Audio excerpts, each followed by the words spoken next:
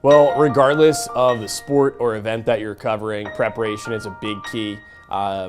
You can't just show up, sit down, and call an event, or you can, but you're not going to be doing it justice. And me personally, I never feel comfortable in a situation like that. And I think if you're not comfortable and confident, it's going to affect your performance.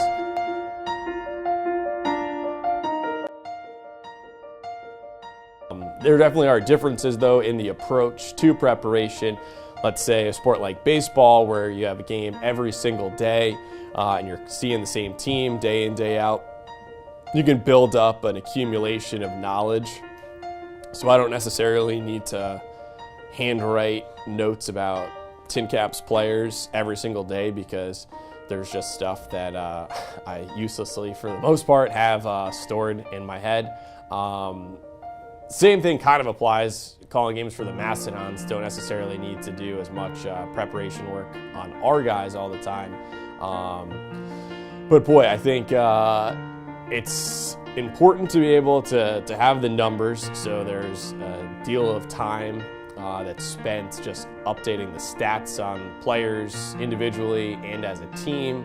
That said, while stats tell part of the story of an individual or a team or a game, ultimately numbers can bog things down to some point, or they just don't have as much of an impact. I think if you're trying to have a good broadcast, you're looking to tell stories, and so I'll Google the name of every single player on a team, in hopes of finding a human interest story, some kind of hook that'll make a player interesting. And, sometimes you're playing a smaller school or a guy who is a freshman without much playing time. There's maybe never been a feature article written on that player. However, I'll look up then what their hometown is known for, who else went to the same high school as them. Anything that would make it interesting. I suppose I have in mind, for example, someone in the audience, like maybe my own mom, who's not a big sports fan, but you don't have to be a sports fan to find stories about players and teams compelling. So try to read up on the team as much as possible. Try to talk to people if you can, whether it's a coach or players or people around the team, so that you're able to really be educated and pass along that information to the audience. I think whenever I'm calling a game, there's at least a twofold objective. One would be to inform. So as we're talking about, whether that's sharing someone's story or just providing more factual information about a school or an individual, etc. But every bit as important, if not more important, is also to entertain, because why are people tuned in to sports, following sports?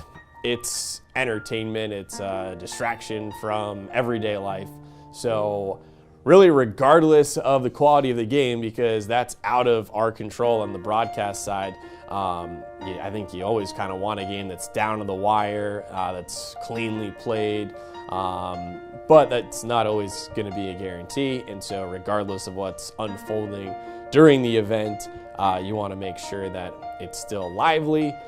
I think I always try to remind myself, especially in situations, and this maybe applies more to during the baseball season when traveling with the team on the road, and you can go to some spots where maybe the accommodations aren't first class, or whether it's weather concerns, whatever, you're just not having, maybe it's just as simple as not having a good day. I try to make sure that I don't let that run into the broadcast, because if I'm not enjoying myself and I'm not having a good time, how could I expect anyone who's watching or listening to enjoy themselves too? I'll try to also jot down information about the team, whether it's the school's history, when they've been to the NCAA tournament in the past, kind of what's at stake for them in the game. Are they trying to continue a winning streak, end a losing streak? In some cases, you've got like a rivalry history. So information like that, and then every once in a while I'll try to even just jot down, I'll jot down something like what I need to say going into every commercial break. This is Mastodon basketball from Learfield. Right through the screen, or they'll get over the top of the screen, as you just saw Case and Harrell there. Dylan Carl down low, stuffs Brandon Austin. Samford keeps it though. Shot clock ticks down towards 10. Sharkey, who they call Shark, often is in attack mode. Here it's Gordon driving, high off the glass, no, and Carl tips it into the direction. Benford fronts Guerrero, and Benford doesn't allow Samford to get it to Guerrero. Conchar up ahead for Weir. Good ball movement. Conchar, a wide open look. Timeout, Samford. Excellent ball movement around the... For everyone behind the scenes on our Mastodons broadcast crew, this is Sean Nolan saying thanks and so long from Fort Wayne.